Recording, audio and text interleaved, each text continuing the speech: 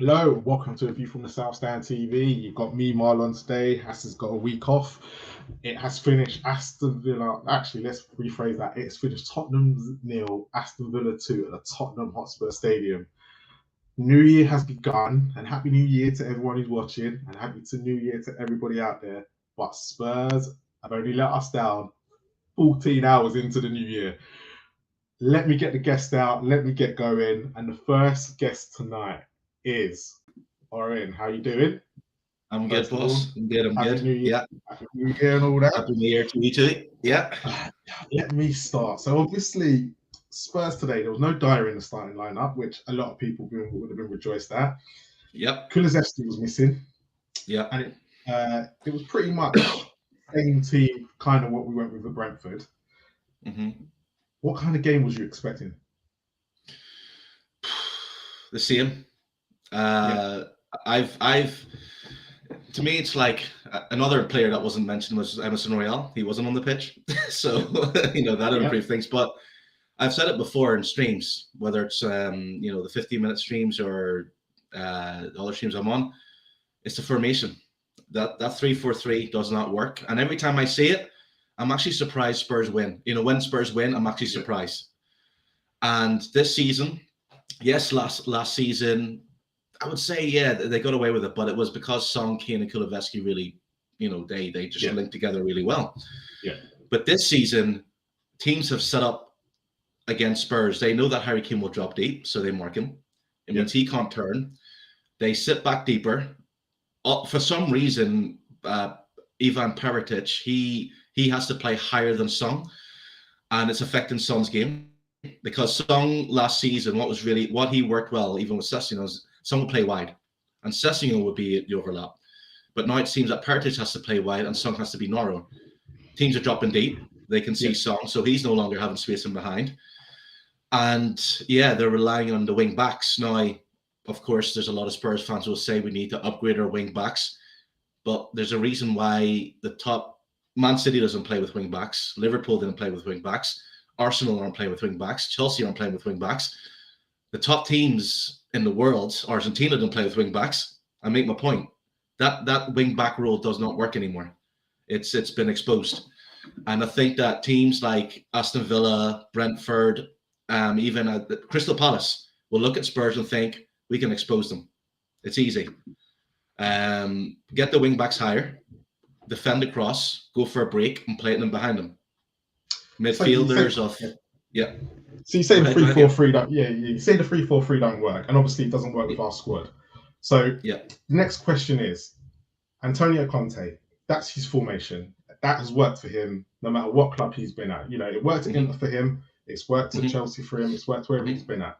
He's come to Spurs, and it's not working for him. Why? If it's not working for him, why was it not addressed in the summer? Because like you said, the players were there last season, and we got quite lucky with Kulusevski. Kulusevski's kind of got injured this year, and I think that's the fifth defeat where he's been missing. Yeah. So when Kulusevski's not playing, it all breaks down. Is why? So in that case, then why was this not addressed in the summer, knowing the fact we've got Antonio Conte as manager? Because he's not going to change. He's not going to change for love nor money on this situation, is he? Let's be honest. So, is it a case of do you go out and buy the players he needs for his formation, or do you stick with what we've got and hope it just works out? Well, the players I feel bought in the summer was bought for his formation. There was a defender loaned in because they couldn't get a defender who didn't want to leave Inter Milan. Yep. They bought two wing backs. They bought in Spence and they bought in Perisic. Yep. They got rid of one wing back to bring in Perisic. So they bought in Richarlison, who can play. He's injured. So I felt that they did bring in players to match his system. And even if they went out and bought ready-made players that a lot of Spurs fans are saying should happen or want to happen, this just still won't work. If you look at Chelsea, yes. The argument he did it with Chelsea. Yes, he did it in 2016, 2017 season. Yeah. But the only challenge that he had that season was Spurs. The second season, when City was back on top, Liverpool was back on top, Chelsea finished fifth, and Antonio Conte was sacked because he refused to change his formation. So yes, he did bring that formation brand new to the Premiership, but it was sussed out. In Italy, again, if you looked at Inter Milan, who was really the strongest challenge? Juventus was just up and coming. AC Milan were just up and coming. So I just look at Conte and I didn't buy in. Like, I'm not a guy who's going to go, oh, he's amazing, whatever. I looked at his credentials. He's a manager who's either been sacked or left the club when, he won the with Juventus and left because he knew he probably couldn't do it again. So he's sneaky. So I just feel that the players that he have are good enough to play that formation, but he doesn't set up for a team. Aston Villa, should Spurs be losing against Villa? No, they shouldn't. But when you looked at the Aston Villa game, of course you watched the game today, they set up to stop the threats of Spurs. Yep. And it's easy. Keep a defender or a deep lane midfielder and Harry Kane. That's all you have to do. And it's always been said. No, I'm not saying that Spurs is a one-man team, but he becomes that deep lane playmaker.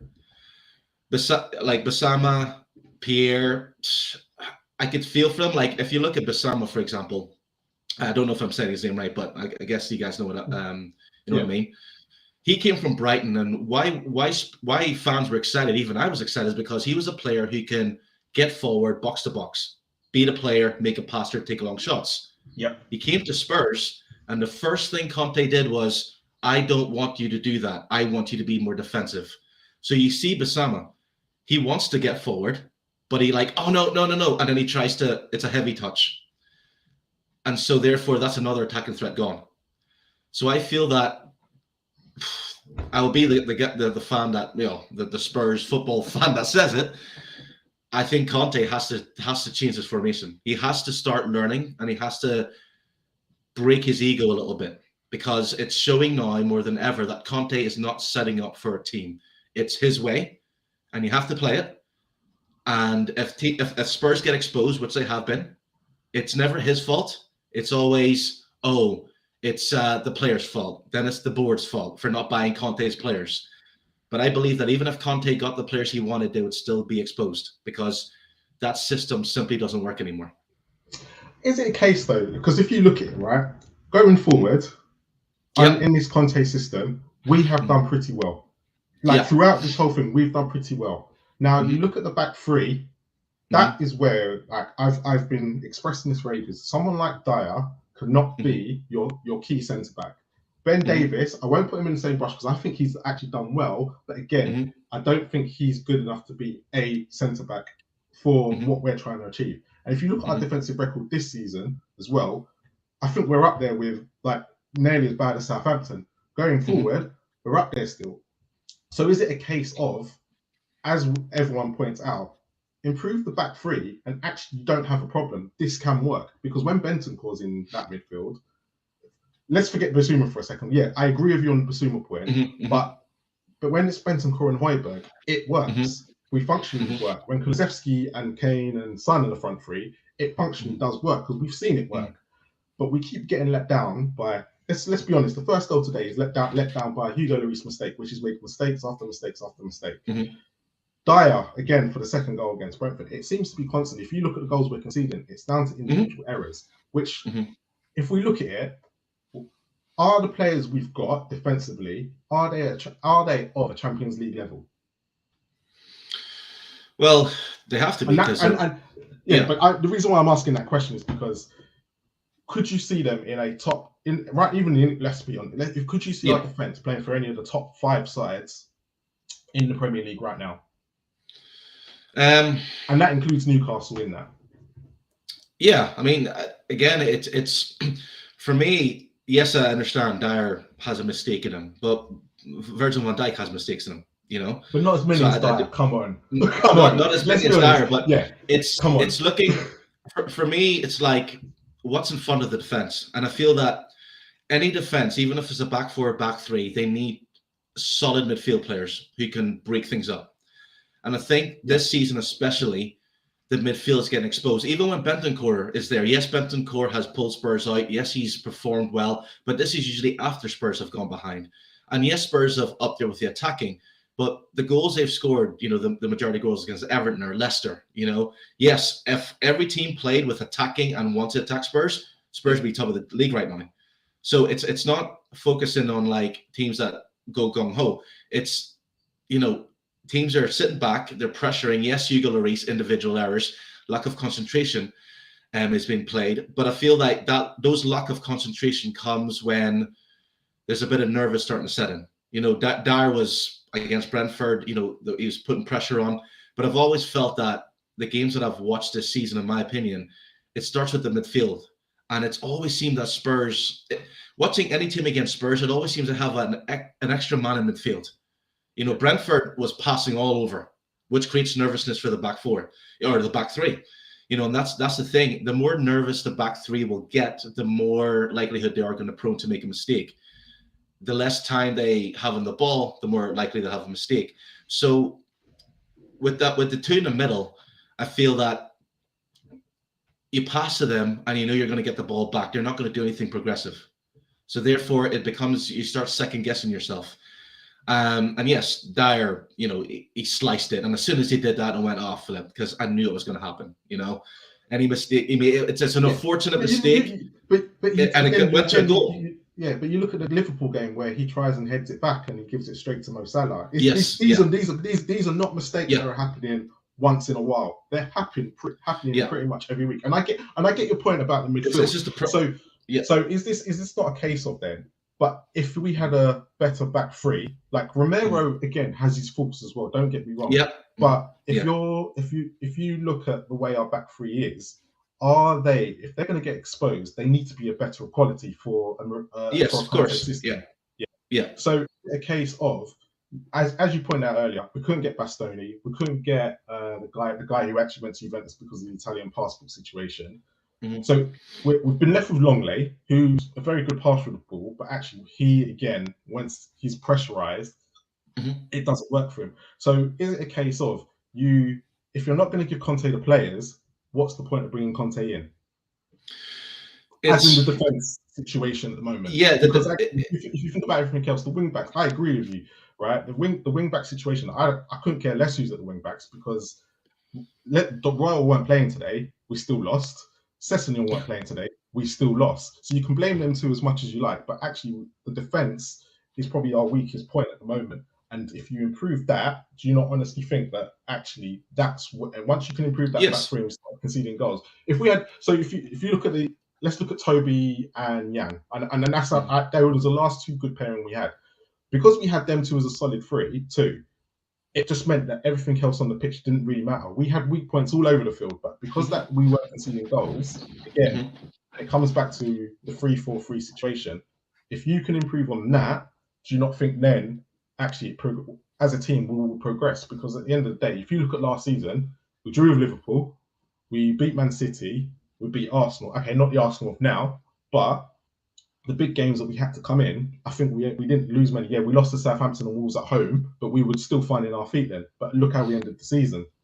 Now, is it a case of, if you're going to bring in a man like Conte, and this is going to be laid, I'm laying this now at the board. If you're going to bring in a man like Conte, unfortunately, you have to work his way. You don't bring in Jed Spence. Yeah, you have to work in the Conte system. But does it seem that as a club that we always try and give our managers players they don't want, who don't fit their mold, and then we try and rectify it late? We haven't rectified the Nuno signings still. We're still working on Nuno signings that came, like Royal came in for Nuno, Brian Hill came in for Nuno, but yet we've got and brought a manager in that clearly doesn't play for it back. So how is it ever going to work if every manager we get has to work with the players that don't fit their system? Yeah, it's with regards to bringing in Conte. Yeah, I feel that to get the players Conte want.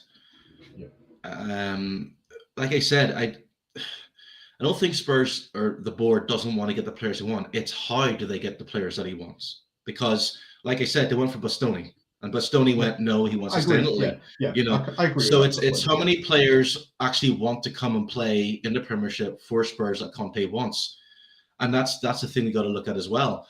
And if we'd have got Bastoni in, and he was suffering, and Spurs were still suffering defensively, what would be our next step? We'll be saying, well, do we need to upgrade on this? Or obviously we haven't got Bastonian.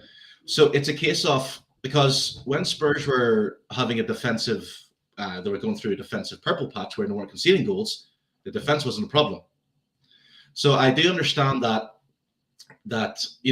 if we bring in the players Conte wants, then it's going to be more successful. But I've said, like, Jeff Spence is a right wing back. Yeah. Conte wanted the right wing back. So basically, he's English, he's young.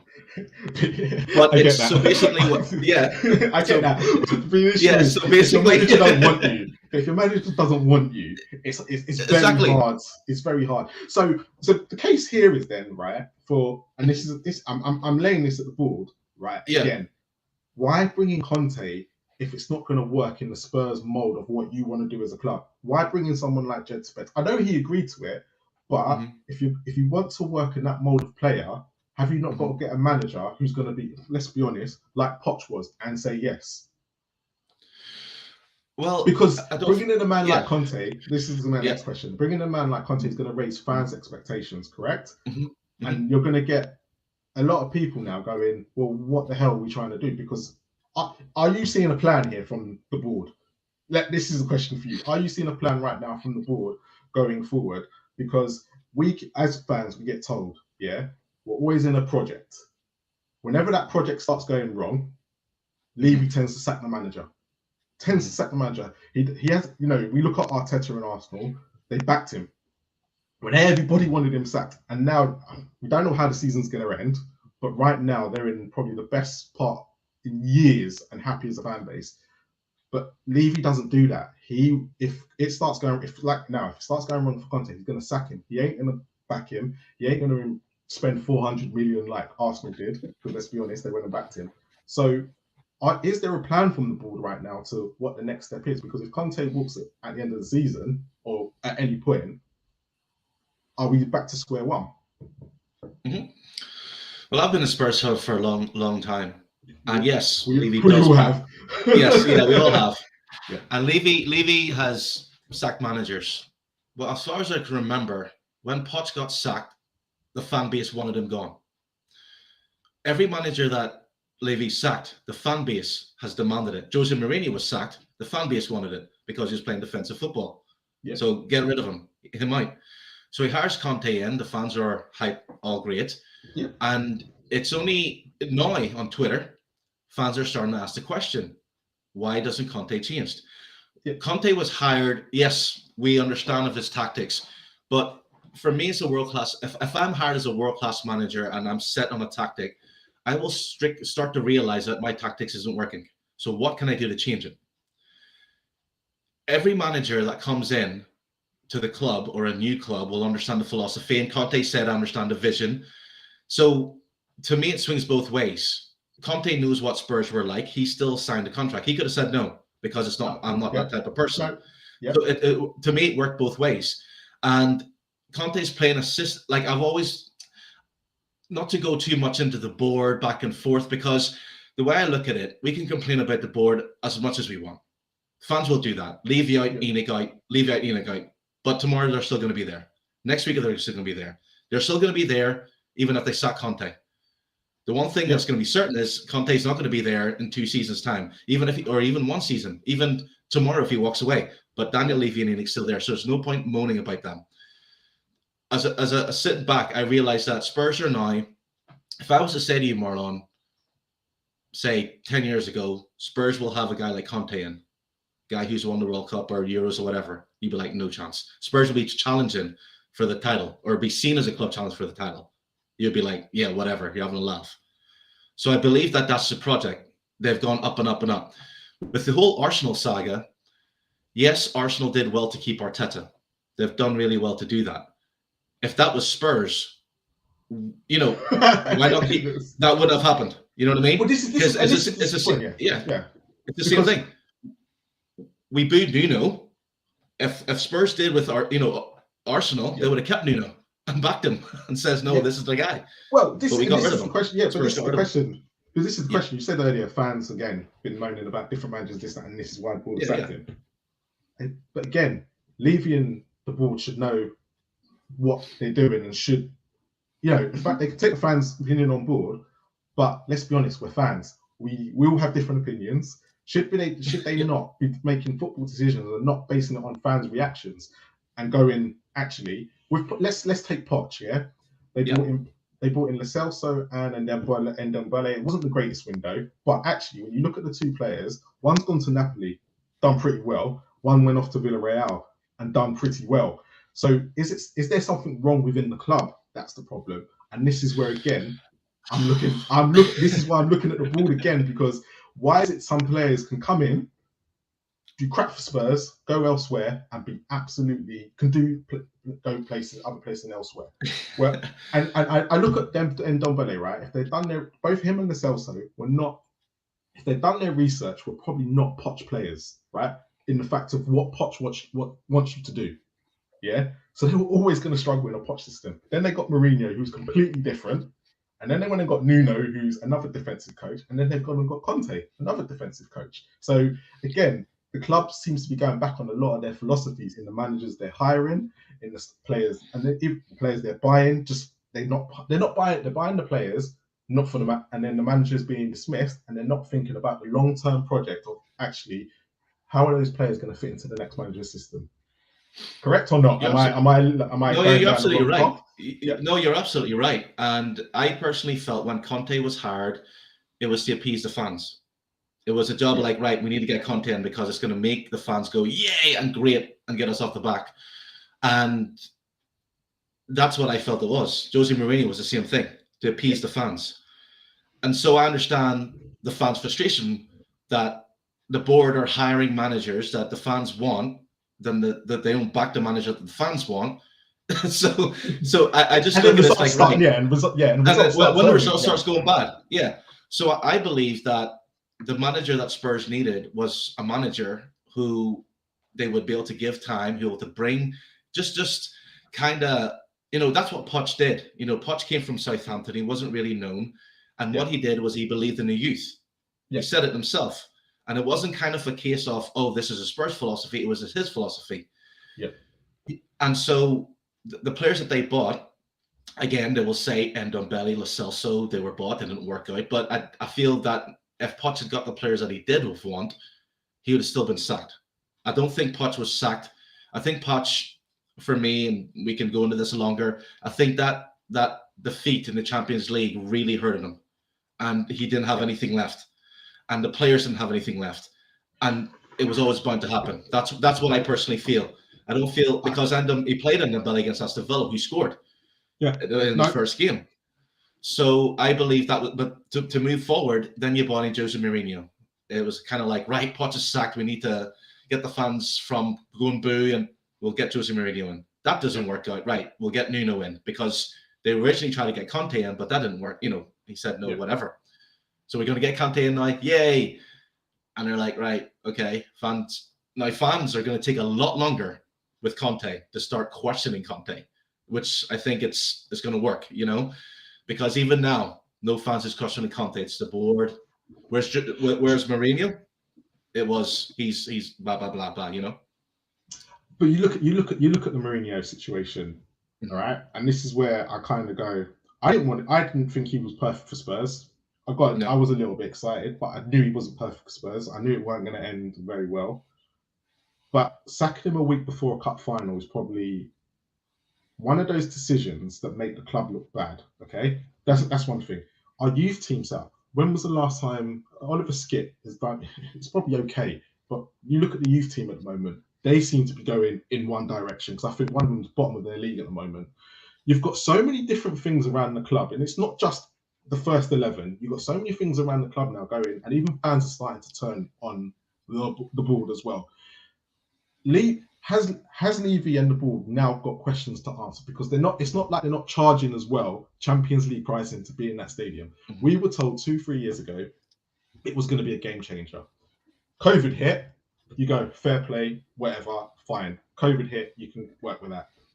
But then you get to the next step now. We've been in this stadium now nearly 2 years, like fully, but yet we're not competing with those. And then we've got the likelihood of, if if Liverpool and Manchester United then get taken over, which likelihood they will be, is it a case of, unfortunately, you either have to join the others and become the all rich and sell to one of them, or do you stick with the philosophy that we have?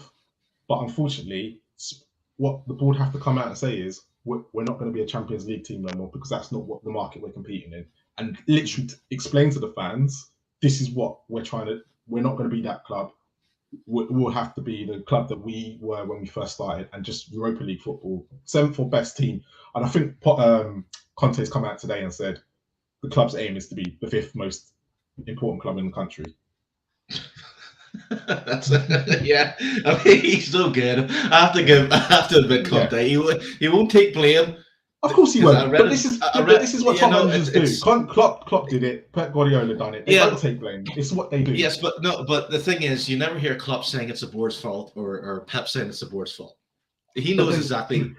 Yeah, but to be honest, let's be honest. They get back. They get fully backed. Apart from this summer, where I think Klopp needed a midfielder, and they basically come out and said, "Look, we can't afford to do this anymore." That's why they're now trying to sell the club. So you kind of go, that makes more sense. But Klopp's always been backed. You know, he was given a 70 million Allison. He was given a 80 million Van Dijk. He was given those players that he needed, and that's why he went on to win things, right? So he's always, let's be honest, if Klopp went and blamed the board, he was starting to question the board later on. But Pep's never going to question the board. We know why. But if we look at Arsenal, they've always their board, right? As soon as they got questioned, they threw a lot of. I know they threw money at it, but again, it seems to be they have a plan, and a lot of them stick to it. I just get that we don't have one, and that's why we employ. And like you said earlier, Conte's a short-term manager. Why employ a short-term manager if there's no plan? That's got to say there's no plan going forward. Well, right? Well, Conte is a short-term manager. You're absolutely right. Though he's also a short-term manager who wins things. So Spurs didn't have, if Levy and all didn't have, obviously they want the club to win trophies. They want the club to be in the Champions League, and that's what they want. Though I do feel that's in a weird way, that's the pressure of the I call it, no, and no disrespect, but I call it the Spurs entitled fans. For me as a Spurs fan, I never, from the moment I supported Spurs, the only thing they've won is the League Cup and the FA Cup. That's it. They weren't winning the Premiership. They weren't winning Champions League. So therefore, I never had the missing of that. But I feel that the entitled Spurs fans feel that Spurs should win the Champions League. And I look at the bigger picture and thinking, right, Spurs are in the Premiership, and they're surrounded by what? Chelsea, Man City, Liverpool. These clubs are richer, so if Spurs fans do want what those clubs have, then they will, and I do think Enoch and Levy are looking to sell the club, and they will happily sell the club to an oil-rich base, happily do that, because it's kind of like, if we keep going where we're going, they're human beings. Take away the businessman and all, they don't want to be hearing nonsense. I'm sure their kids will probably get it as whatever. Sell the club, we got the stadium, sell it to an all-rich club, and then, Spurs fans can be all happy. But for me, it's like, that's the moment Spurs, as a fan or a club goes to an all-rich club, they will lose their identity. They'll just be known as an all-rich club. The same as Man City, same as Liverpool, or not Liverpool, but I think Liverpool are looking to sell that. Same as Newcastle. So it's kind of like a yin-yang. And I think that that majority of Spurs fans will never be happy as long as Levy and Enoch are in charge, even if they win trophies. Oh yeah, I agree. I agree. Look, I've ever since the Martin sacking, I wanted Levy out. I've never, from that moment, for me, I've always been Levy gone. I couldn't care less what we win. Mm-hmm. I want him gone. A lot of people did jump on the bandwagon until later on. But I agree with that point. There was one question that I had for you, but I've completely lost my mind trying to what I was going to ask you then. It was so the fans, that was what I was going to ask you. Do you think the entitlement then comes from, right? Because you say 10, 20 years ago, that wasn't what we was expecting.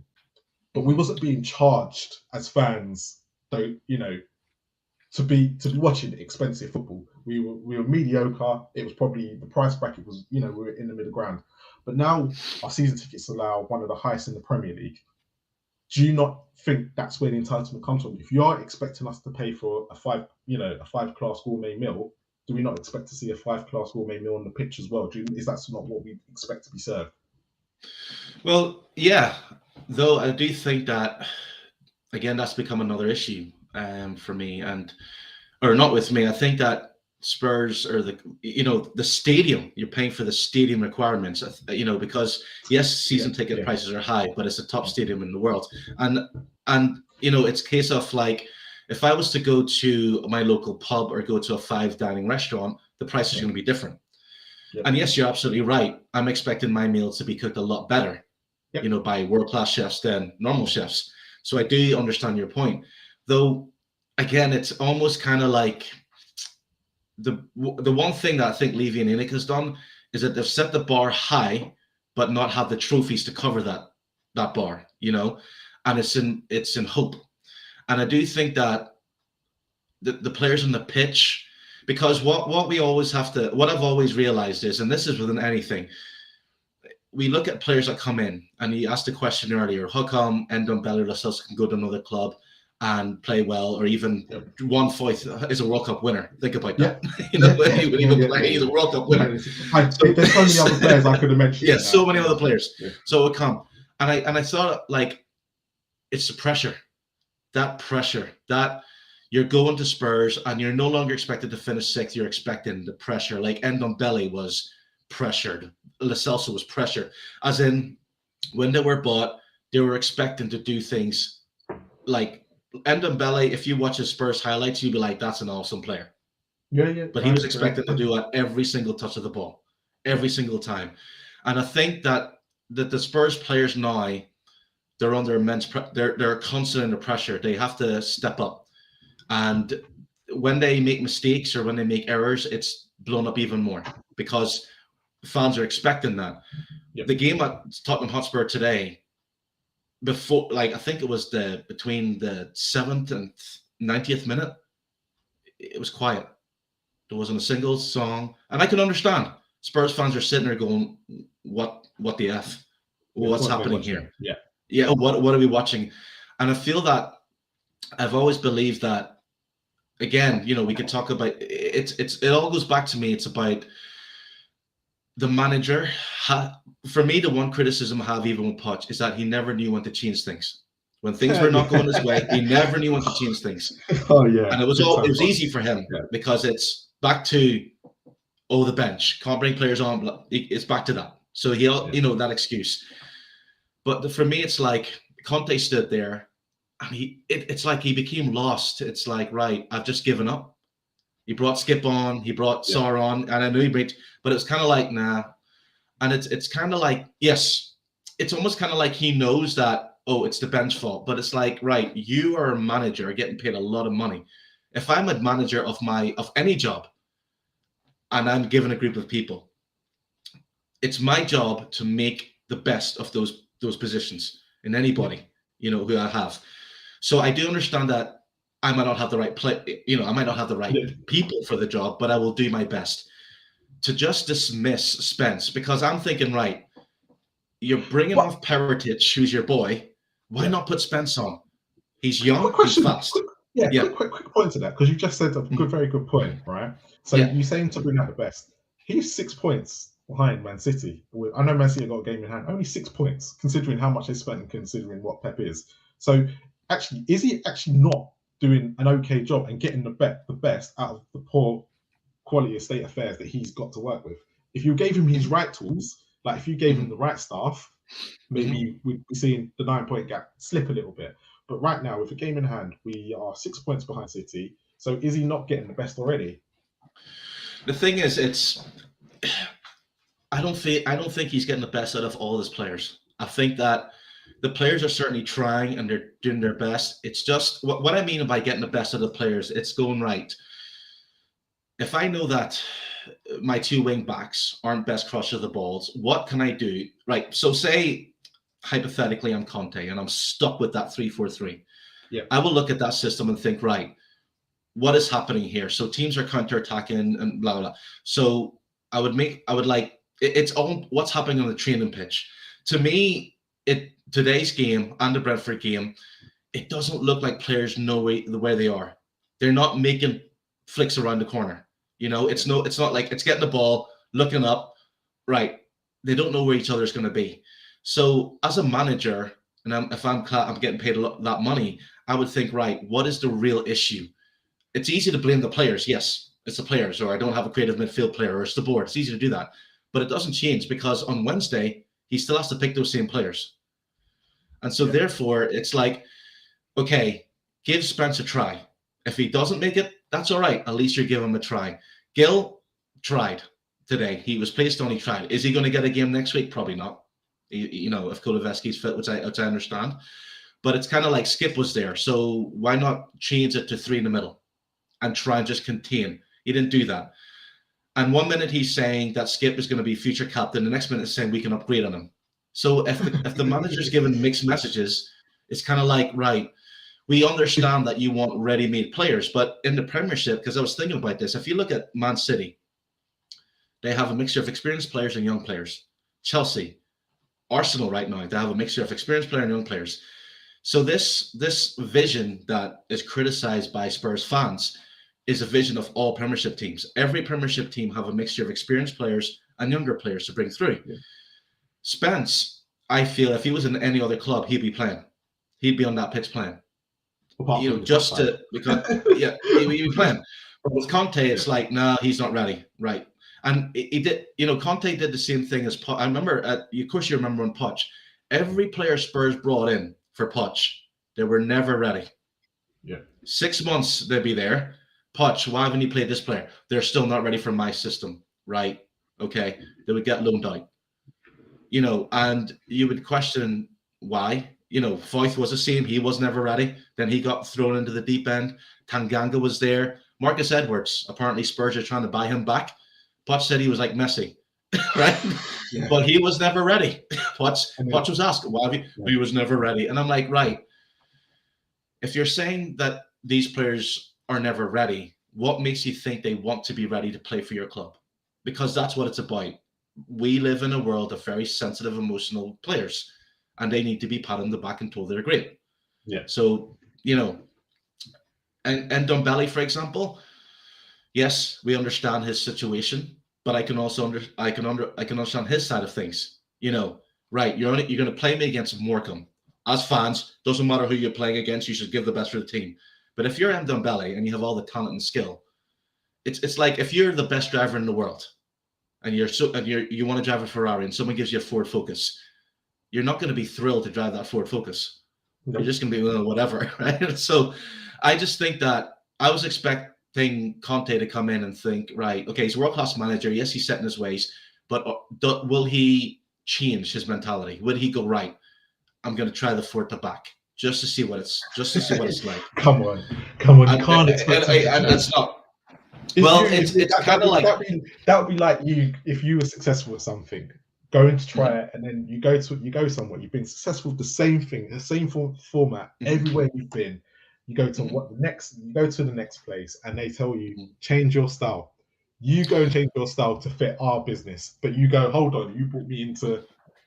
No, I'm not talking about that. I'm not talking about the board telling him to change his style. I'm not talking about that. I'm talking about the formation and the system. Yeah. That's what I'm talking about. Like. Yes, because Conte at the start of the season says we need more time. Spurs need more time to get players in. The players that he wants to get in, they're not cheap, they're very expensive, and they're good for their club. So not only do Spurs have to try and buy in a player that is top of their club, they're also playing at a good club.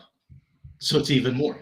So that, like, Liverpool bought Van Dijk. Who was he playing for? He was playing for Southampton. So that's an upgrade from Liverpool. The type of players Conte wants is players who are playing at top clubs. Yeah. And that's always going to be the dilemma.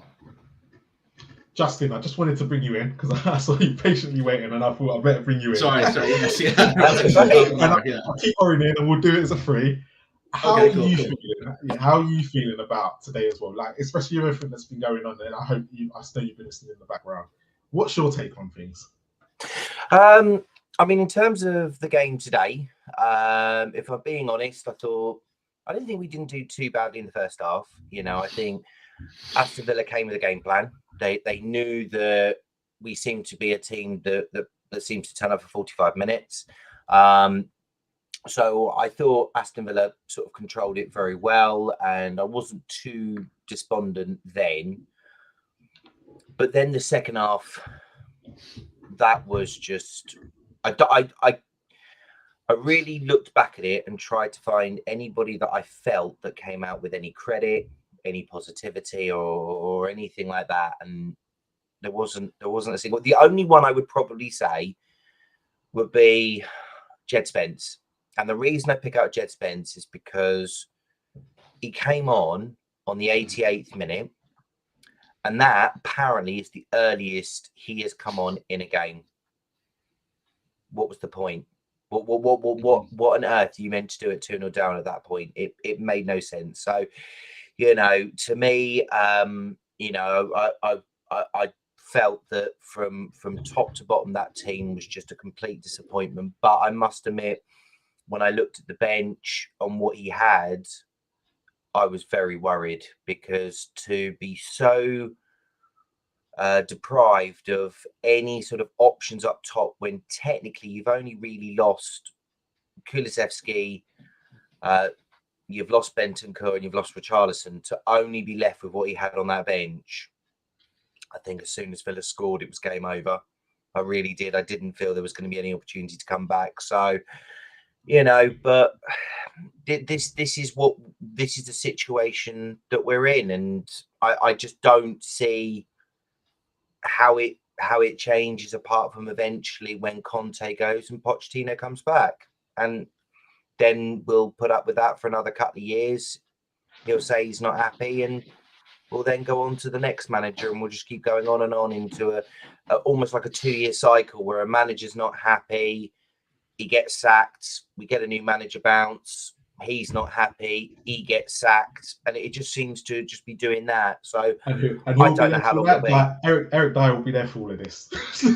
Well, the thing is that ultimately, whenever you look at a situation, you've got to think about, whenever you bring a manager in, it's how are you actually backing that manager, how you know, because clearly, if you're bringing a manager in, either he's got to fit your vision or you've got to fit his vision. And yes, ultimately, and I said this earlier, and ultimately, when you look at it, and let's not forget, this isn't just Conte, this goes back, manager after manager, it goes back before Poch. You know, I mean, I looked back, and there were 16 managers that have been since the owners have been there, so they've all had their own views, their own philosophies, and things like that. And clearly, there is difference within those. And you ultimately look at that and you think, well, where is the continuity coming from here? You know, it isn't like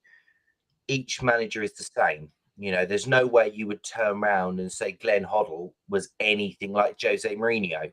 You know, there's no way that Pochettino is anything like Antonio Conte. So to me, I just look at that and I just feel that it's almost as if a manager is being brought in because it's the name that people feel that they'll then get behind, and because he is that name, he will then be able to work within whatever system that he has been told or he is trying to adapt to. Because one of the things I found particularly striking from his comments going in when he was talking about the January window and about what the club were looking to achieve, my instant thought when he said about younger players, low wages and things like that was, how is he still there? Because I look at Conte and I look at what he did, particularly when he was successful at Inter Milan, and you look at what the players he was bringing in there. Not a single one of those players that I can think of fitted the Tottenham model. You know, these were players that were ready to come in. He brought in like Ashley Young, Christian Eriksen, you know, players like that who he was able to sort of do deals to bring them in, to be able to fit within the system, to be able to then win the title. that is not the Tottenham way in the slightest. And it just feels that there is a rift again between board and manager. And it just feels like I don't see, particularly now, how Conte is going to be there next week, even, because you've got a January window coming up. Why on earth would the club, unless they're going to go all out, unless they're going to back him and give him the players that he actually wants, I don't understand how the club can keep him, because to me, it totally contradicts what they would be looking for, because what they've set their philosophy out to what Conte's philosophy is completely different. And they've got a whole window. So if you turn around and you do, if Conte stays till February or whenever he stays till, that is a window wasted, because when you look at the players that he wants, the likes of probably De Vrij, the likes of Bastoni, the likes of McKennie, all of these players, Dumfries, Porro, people like that are going to cost big money. You can sense that the board are looking at that and thinking that doesn't fit within what we want to do, how we want to operate. And the issue also then comes to, well, okay, everybody, thinks that Conte would go and Pochettino would come in. But let's not forget, towards the end of Pochettino's reign, the interview that still sits with me was the one he sat down with Gary Lineker and he said, we've got the stadium now, you've got to put the furniture in it. And he came out and he wanted Dybala and he wanted Coutinho. And the club gave him Ndombele and Lo Celso. And to me, that is where you really have to look at it and you have to think, if the club is adamant they've got this vision, they get a manager that fits that vision. Don't bother wasting your time with, bringing in high-profile managers if you're not going to give them what they ultimately need to be successful, okay? But to me, I don't see any benefit of bringing back in Pochettino, because in terms of when Pochettino left, nothing will have changed. So I just look at it and I just feel like it is a ship that has got no captain and actually got no engine and it's just floating now, and you listen to his comments at the end. I think he has a valid point. I really do. Because he's looking at what he's got. Some of these players are top 7. Some of them are top 6. I think some of them might even struggle to be top 10 players. So I can understand where he's coming from, and where this goes now, Lord knows. All right, that's a question for you. Where does it go now? Well, Justin's pretty honest answer. He said it goes the same way. We sack Conte, then manager comes in, and then after 2 years, and the fans still say the same thing. Still go back to bring Patch in. Is that a case of then? We've got to look at it and go, well, the board are doing the same thing every time, and should we as fans be accepting it? We have to accept it, and it's for me. We have to accept it. Can we not question them if we think they're not doing a very good job? Okay, so because let me just quickly ask. The reason why I'm asking, supporting a football club is not like you're going to Tesco. Let's be honest. We all have an affiliation with a football club, right? Mm-hmm. So at the end of the day, if we think the board are not doing exactly how we expect the club to be run, how we've been told we expect the club to be run, why can't we question the board is the question. No, of course. I was just being kind of tongue-in-cheek there. Of course the fans can question the board. Of course they can. And like I've said before, and I want to start off the new year in a positive way to the Spurs fans. Of course, Spurs fans have every right to complain, feel down. Though I've always said it, I'm not emotionally attached to Spurs. I think that would be the big difference to me and any Spurs fan. I'm not emotionally attached. I don't get down or sad. Yeah. So I do think the advantage of that is allowing me to look at everything, the bigger picture, which of course a lot of Spurs fans don't like, when I say it. You're the Benoit Sirkoto of the yes, Spurs. yeah, it's the kind of, yeah. And I remember, like Justin said, you know, Pochettino wanted Dembala, and he wanted who else was the other player? Coutinho. He wanted Coutinho. Yeah. So I think Coutinho went to Liverpool because he said he loved Liverpool. Dembala was on the verge of signing. I think there was even a thing he released a couple of years ago that he was on the verge of signing. He actually said bye to the players, but some image rights didn't happen, so he had to stay. Yeah. I know that Poch wanted Bruno Fernandes. That was another big thing. He did. That was a big one. Yeah. Spurs made a bid. Bruno Fernandes accepted it. Then Sporting Lisbon upped their price in the last minute to then say no, he's not going. To then selling him to United 6 months later. Bassani, or the Inter Milan guy, Skinner, another one that was wanted by Jose Mourinho. Again, Spurs fan de board. He was signed. Conte said no, I'm not going to sell him. He's a vital part of my squad. So that was vetoed by Conte himself. When it comes to Pistone, he didn't want to leave Italy. So I believe that me not being attached to these signings or going, yes, we're going to get these players. It's kind of like the first question. Does the player want to come to Spurs? That's the first question.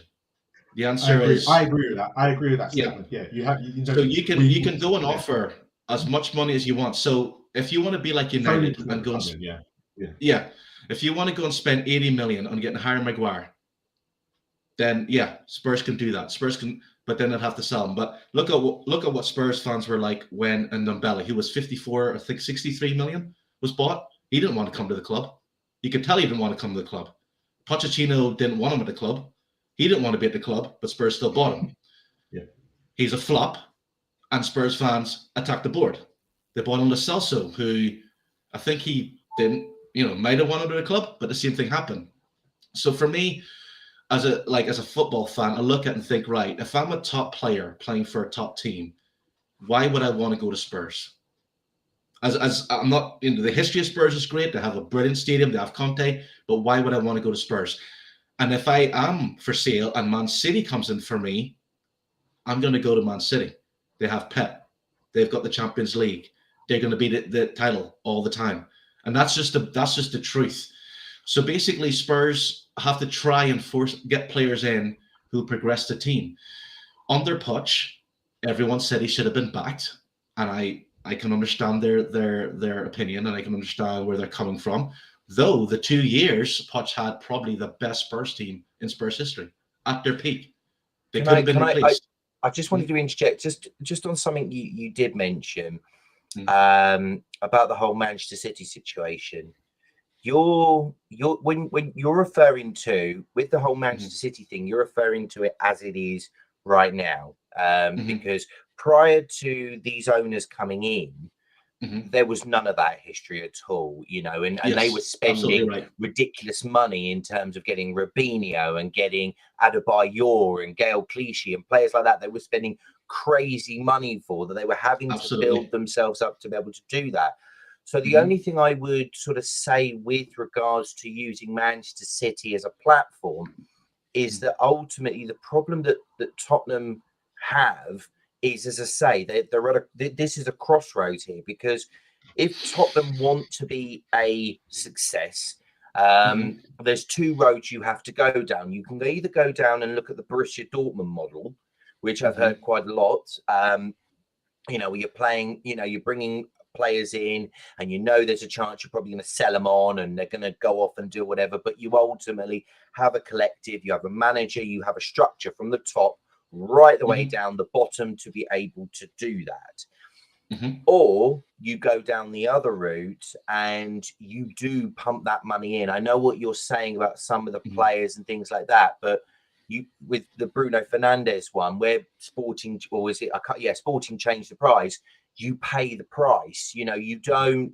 If you ultimately, if you believe that's the manager that you want, you go and pay that money. You don't turn around and go, well, we're going to niggle over X, Y, and Z. You just go and pay it. And that is a lot of what the issue comes down to, I think, with the club, is that there is success. I don't think the club is defiant against wanting success. I think it doesn't have a direction clear that it wants to go, but also I think success comes at a price. And I think the interesting part about all of it is, you know, you look at Newcastle, for example. I think what they've done is they have accelerated themselves beyond where, you know, what people were expecting, and where they've now put themselves into a position. And, you know, I think you can go and buy, you know, fantastic players, and you can get them to want to come and to buy into your vision.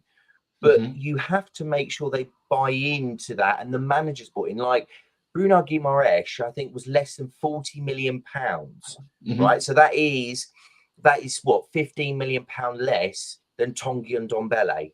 That's what, nearly £20 million less than Giovanni Lo Celso when you work out add-ons, things like that.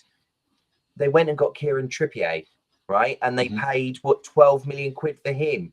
You know, they brought in Sven Botman, you know, who was 35 million. We were going after a player for 20 million pound more.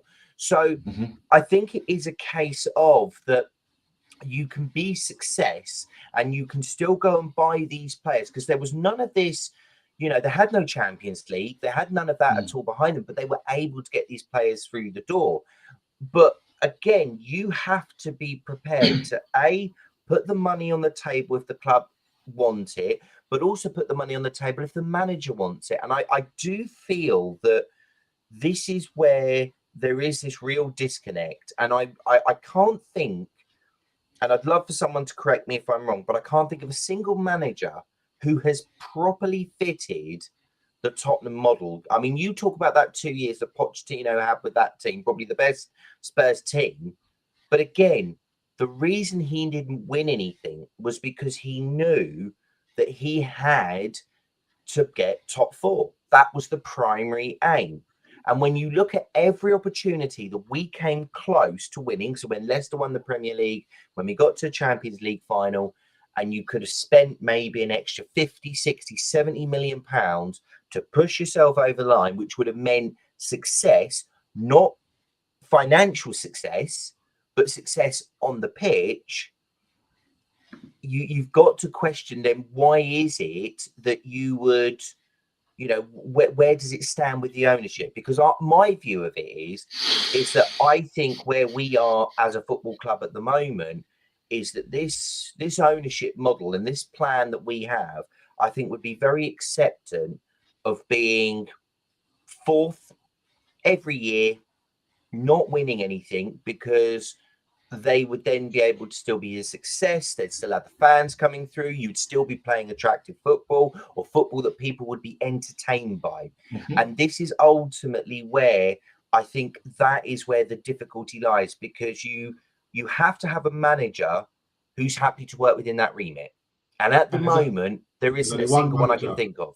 There's only one manager, and you're not going to like this, that you have explained in that situation. Arsene Wenger.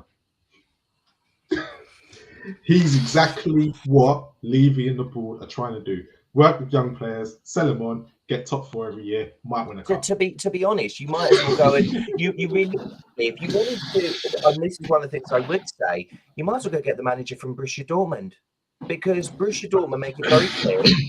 The manager from RB Salzburg make it very clear, this is our model. But again, so that's Borussia Dortmund. Just a quick question, that's Borussia Dortmund's model, and they have it right top to bottom. Spurs have a lot to do as a club from top to bottom to make that work. They could get the Dortmund manager, but if the bottom's not working with the youth system, how's it going to work at all? And he'll end up just getting sacked. Well, this is where ultimately then there's a lot that needs to be looked at, and you really then need to ultimately. And this is why I think when there's got to be not just fingers. I don't think it is fully the board. I do think Paratici does have a lot to answer for. And I do think the structure all the way through, because you're absolutely right. You have to be clear about what it is you're trying to achieve. Are you trying to achieve being successful, right? Because one of the things that I find really annoying is when people say they want to be competitive, right? Nottingham Forest are competitive. Okay, Southampton are competitive. It doesn't matter if you're in the league, you're competitive. Okay, you're in that league because you've achieved to be in that league. It's as simple as that. So I totally get annoyed when anybody says we want to be competitive. That's ridiculous. Okay. Club Brugge just went and got Scott Parker as their manager. Okay. And ultimately they're in the Champions League. So they are competitive. It's as simple as that. So to me, I do think there needs to be a clear direction right the way through, because there is so many failings. If you look at, as what you rightly said there, I think you said it earlier on, where our youth team at bottom of the league. One of our youth teams, yeah. Yeah, one of our youth teams is bottom of the league. And the other problem with that is there is no, because I've heard, I think Conte say that these players need to be ready-made to come into the first team. Well, that never happens. I'm sorry, that was a ridiculous comment to even come out with, even by him. Because nobody can do, well, you can't unless you actually have the experience. It's like when somebody says to you, I'm sorry, I can't give you the job because you've got no experience. Well, how do I get the experience then?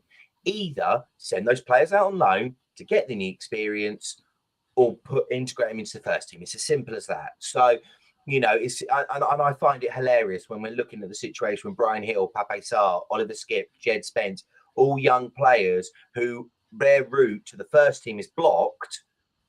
Well, send them out on loan then, because the problem there is if you send them out on loan, there's nobody because we're not getting anybody in. So it is a very broken system, and it's a very sort of, I would certainly say if you turn around to somebody and said, right, what is Tottenham's philosophy from top to bottom, not what they come out and say, what it is from top to bottom, I think a lot of people will go, I've got no idea, because this is meant to do this is meant to do this, and they tell us this, but it doesn't match.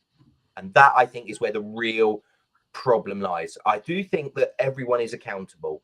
I think the players, the manager, the owners, the staff who work at the lower levels, I think every single one of them needs to be held accountable, and there needs to be some sort of culture change for everybody to be on the same page. Because at the moment, I think there are people at this football club who are there and just seem to be taking a wage. I'll be honest. If the youth level need a manager, I'll do it. There doesn't seem to be any plan. All I've got to do is play these players, maybe recommend some go out on loan, or maybe do X, Y, and Z, but I've got nothing to achieve. You look at Antonio Conte, what has he got to do? He's got to get top four, really, in terms of the club's vision. And then the club will come out, and what the board and the owners have to do is to be profitable, to be successful off the pitch. So really, you could actually have every single one achieving what they've got to do, but not achieving anything.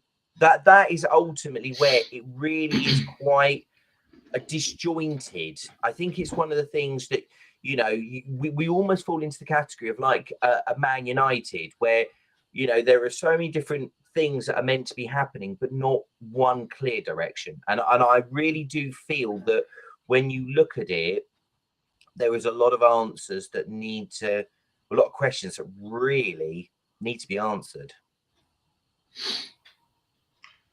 And on that note, because my laptop's about to die and I've left my charger.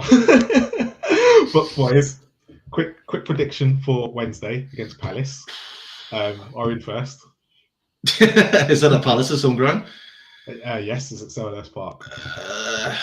Could see Palace beating Spurs, and it'll really turn the screw. I just have a feeling that it's either going to be, I just have a feeling that the way Spurs played, I've never seen. The last time I saw Spurs play like that, the manager left. He was gone. If Spurs win, I think it's just going to cover up the cracks. But I do think Palace Stadium, they know that they can get at Spurs. I think, I could see Palace winning. I just don't know how much by, but I could see them winning. And I just feel that something today told me that those Spurs players there was no fight, there was no trying, there was no nothing. There's just a big disconnection between Spurs and the players and Conte. I know Emerson Royal had a bust up as well with the coaching staff. That's what I just feel that. Hopefully, for all Spurs fans, Spurs win comfortably. They win by 4 goals or 6-0, and all the Spurs fans are jumping for joy again and happy. They're top 4. But I just have a feeling that there's something not quite right. and it's going to blow up this month. And a quick prediction from you. Make it quick, Justin.